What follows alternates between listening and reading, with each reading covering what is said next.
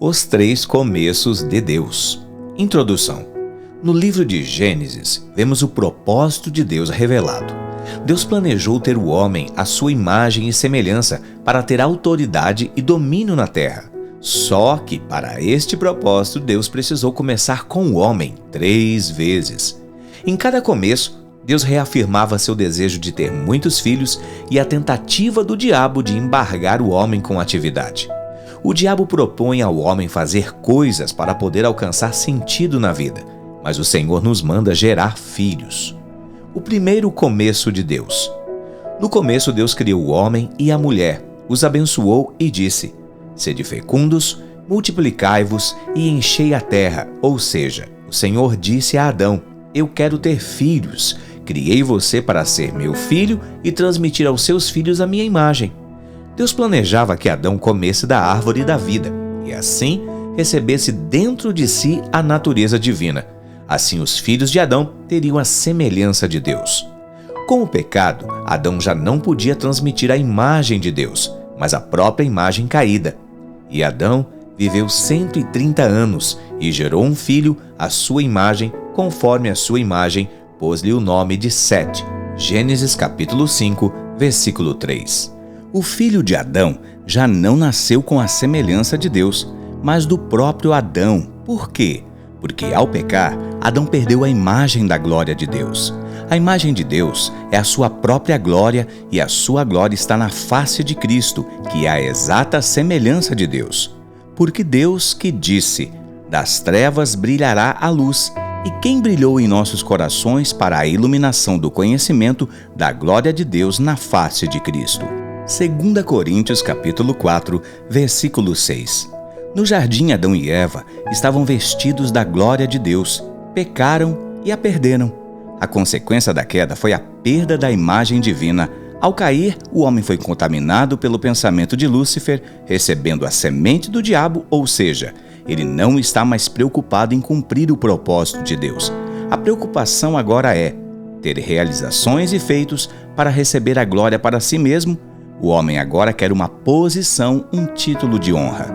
Nos capítulos 4 e 5 de Gênesis, fala a respeito de 2 gerações de homens a partir de Adão.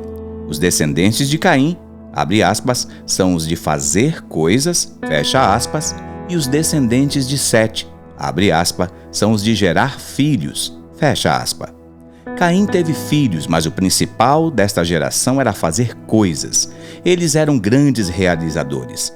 Em Gênesis capítulo 4, versículo 17, Caim construiu uma cidade para seu filho, um grande feito. Conheceu Caim a sua mulher, o qual concebeu e deu à luz a Enoque. Caim edificou uma cidade e lhe deu o nome do filho, Enoque. Gênesis capítulo 4, versículo 17. Lameque tomou para si 2 mulheres. O nome era Ada e o nome da outra Zila. E Ada deu à luz a Jabal, e este foi o pai dos que habitam em tendas e possuem gado. O nome do seu irmão era Jubal. Este foi o pai de todos os que tocam harpa e flauta. A Zila também nasceu um filho, Tubal-Caim, fabricante de todo instrumento cortante de cobre e ferro. Gênesis capítulo 4, versículo 19 ao 22. A ênfase não está nos filhos, mas nas habilidades e no que eles produziram.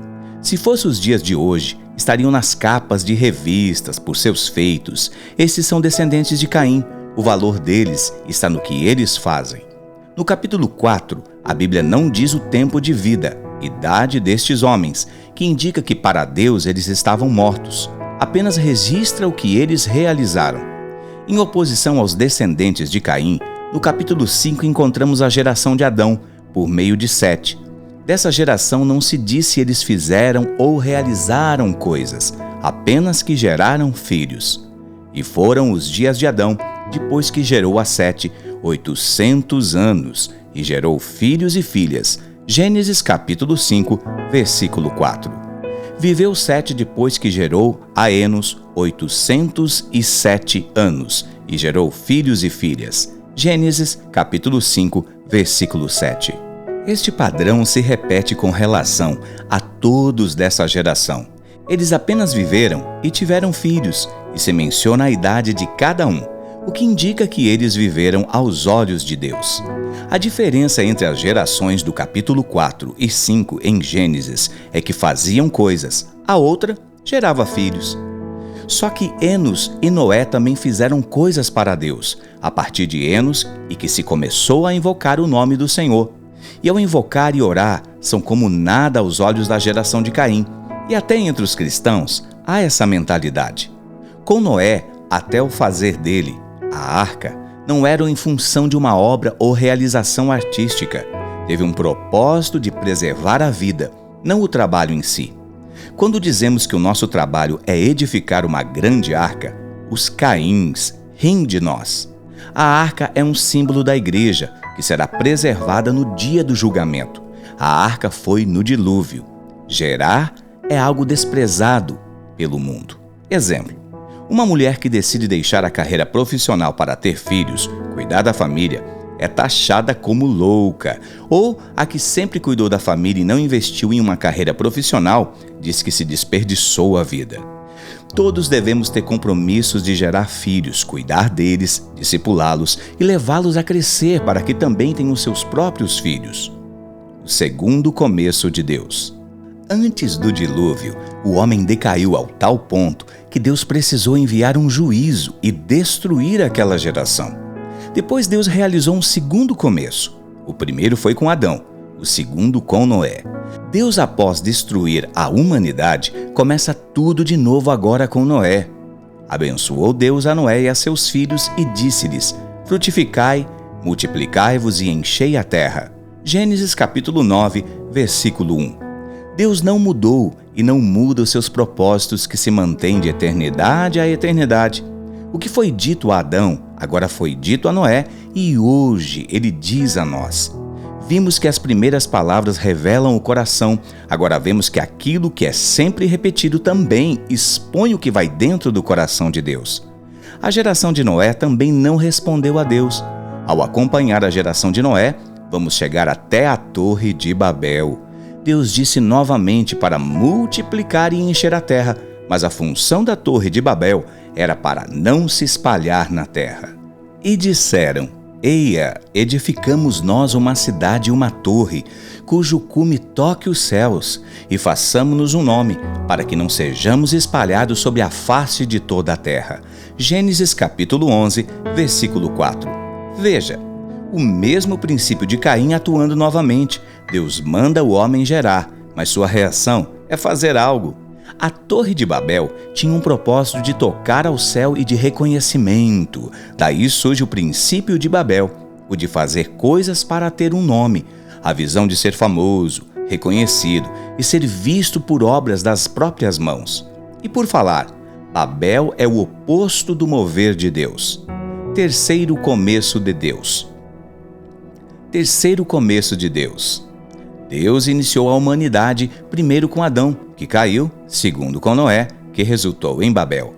Agora Deus chama Abraão: e farei-te-ei, e far-te-ei uma grande nação, e abençoar-te-ei, e engrandecerei o teu nome. Sê tu uma bênção, e abençoarei os que te abençoarem, e amaldiçoarei os que te amaldiçoarem. Em ti serão benditas todas as famílias da terra. Gênesis capítulo 12, versículo 2 ao 3. Deus diz a Abraão o mesmo a Adão e Noé. Antes Deus abençoou, agora Deus diz: seja uma bênção. Abraão entendeu e ele sabia que ser uma bênção implicava em ter filhos. O nome Abrão significa pai exaltado e Abraão significa pai de multidões, ou seja, Deus revela novamente agora seu sonho. O que Abraão fez em toda a sua vida? Nada. Como iria abençoar todas as famílias da terra? Como é que Abraão seria uma bênção? Tendo filhos. A vida de Abraão foi em torno de como ter um filho. A ordem dada a Adão no jardim, dada a Noé em Gênesis 9 e dada a Abraão em Gênesis 12, é a mesma que recebemos hoje. Ele não mudou e continua querendo ter mais filhos. O chamado de Abraão era para ter um filho, mas ele não tinha idade e sua esposa era estéril. Alguns hoje dão desculpa para não gerarem filhos dizendo que não podem converter ninguém. Mas como Abraão, nós não podemos gerar por nós mesmos, mas pela fé e obediência, Isaque virá e com ele as nações. Exemplo: na igreja de Poconé, uma única criança levou 27 crianças para a célula. Fazer coisas é mais fácil que gerar filhos. Gerar filhos traz pressão, fazer coisas apenas cansaço. Gerar filhos nos força a depender de Deus, como fazemos por nós mesmos. Gerar filhos exige fé, fazer coisas exige trabalho. Muitas pessoas estão ficando famosas. A questão é, nós que estamos engrandecendo o nosso nome ou Deus está engrandecendo? Quem quer tornar o seu nome célebre faz coisas. Quem gera filhos espera que Deus engrandeça o seu nome. Poucos hoje em dia estão trabalhando apenas pelo prazer de fazer para Deus. Não que seja errado fazer coisas, mas a ênfase não pode estar no trabalho, mas no centro do coração de Deus. Fazer coisas é fugir da pressão, gerar filhos gasta tempo e exige lágrimas e fé. O que seria mais fácil? Abraão ter um filho ou fazer uma torre? O fazer nos embriaga. Preferimos fazer coisas a gerar filhos. Sara era estéril e foi curada por Deus. Então, não há gente estéril na igreja. Somos livres para fazer coisas, cuidar dos desabrigados, de órfãos, prostitutas e etc. Mas só haverá uma mudança no mundo se gerarmos estes filhos para Deus. Se as pessoas são transformadas, a nação será restaurada. Para falar, só haverá mudança no mundo se gerarmos filhos para Deus. A nação de Deus é a igreja, ela é o povo de Deus. Deus nos chama para um propósito e o diabo tenta nos desviar para outras coisas, prendendo nossa atenção e nos tirando do foco. A igreja deve orar e chorar como Raquel à procura de filhos. Dá-me filhos, senão eu morro. Gênesis capítulo 30, versículo 1. E por falar, tudo passa, apenas os filhos permanecem. Nossa dedicação deve se concentrar em gerar filhos, cuidar deles, fazê-los discípulos reproduzindo neles uma identidade. Exemplo: quando nosso filho natural fica sem comer ou não consegue se alimentar, ficamos preocupados e fazemos o que for necessário para restabelecê-lo. Assim também deve ser com nossos filhos espirituais. Temos que saber se estão se alimentando com a palavra, se a saúde espiritual está em ordem. A base da nossa igreja é o gerar. E ao gerar não há necessidade de elogios, pois o reconhecimento vem dos filhos. Você é o melhor pai do mundo. A maior alegria é ouvir seu filho ou discípulo dizendo: você acredita em mim mais do que eu mesmo. Tenho aprendido muito com você. Minha vida foi transformada. E por falar, gerar um filho aponta para a eternidade. O que você quer dar para Deus que Ele não tenha? Uma música? Uma pintura? E se alguém sobre este fundamento formar um edifício de ouro, prata, pedras preciosas, madeira, feno, palha, a obra de cada um se manifestará. Na verdade, o dia a declarará, porque pelo fogo será descoberta, e o fogo provará qual seja a obra de cada um. 1 Coríntios capítulo 3, versículo 12 ao 13. No dia do julgamento, alguns trarão ouro, prata e pedras preciosas. Outros trarão madeira, palha e feno. Ouro, prata e pedras preciosas nos falam de pessoas, enquanto madeira, palha e feno nos falam de obras humanas. E o fogo vai testar a obra de cada um. E por falar, você sabe qual é a única coisa que o fogo não consome? É o fogo. Fogo não consome fogo. Ora, quanto aos anjos, diz: quem de seus anjos faz ventos e de seus ministros labaredas de fogo? Hebreus, capítulo 1, versículo 7. Conclusão: no dia em que você creu em Jesus, você foi feito filho de Deus. E o que é Deus? É fogo consumidor e seus filhos são labaredas de fogo. Quando Deus vier até você, não lhe ferirá, só aumentará o seu fogo, pois fogo não destrói fogo. Ai de quem não for fogo. Não quero descobrir depois de velho que estava fazendo algo que não era o centro do coração de Deus. O seu desejo é que geremos filhos. Oração. O Senhor te abençoe e te guarde. O Senhor faça resplandecer o seu rosto sobre ti, te conceda a graça, o Senhor volte para ti o seu rosto e te dê a paz. Números, capítulo 6, versículo 24 ao 26.